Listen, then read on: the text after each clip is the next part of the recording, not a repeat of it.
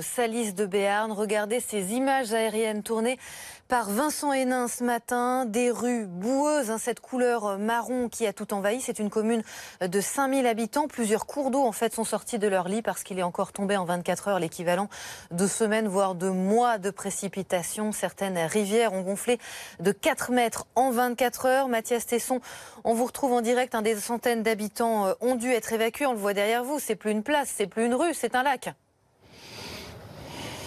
Et de mémoire d'habitants, on n'avait encore jamais vu ça dans cette petite ville, dans ce petit village de 5000 habitants. Il faut imaginer que juste ici, il y a un cœur de ville en fait. Il y a un centre-ville, il y a des commerces, il se passe des choses, il y a une vie commerciale. Et là, évidemment, cette vie commerciale est complètement à l'arrêt puisque il y a plusieurs dizaines de centimètres d'eau. Il y a encore des personnes qui n'ont pas encore été évacuées. On va en parler avec Alain. Alain, je crois que vous n'avez encore jamais vu ça jusqu'à présent. Le plus spectaculaire aussi, c'est la place du Bayat, la place de la mairie. Il paraît que la personne ne peut encore y arriver.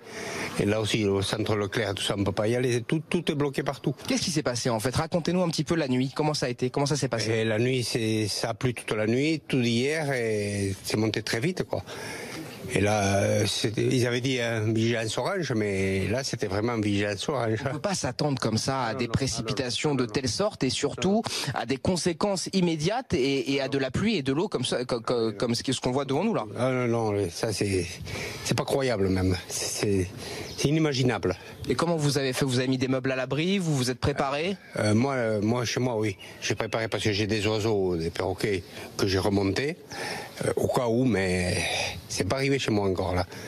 Mais j'espère que ça n'arrivera pas.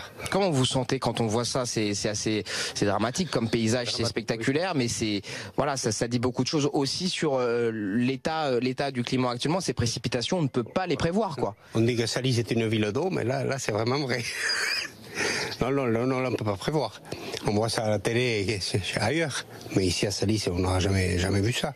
Merci beaucoup. Ouais. Merci beaucoup Alain. Voilà, vous découvrez, il y a un peu de curiosité et aussi pas mal de détresse ici dans cette petite ville de 5000 habitants puisque l'eau est montée sur plusieurs dizaines de centimètres. La décrue n'est pas prête d'arriver. Les pompiers sont d'ailleurs en train d'intervenir. Ils essayent d'évacuer au compte-gouttes les habitants qui sont encore bloqués dans leurs habitations ici.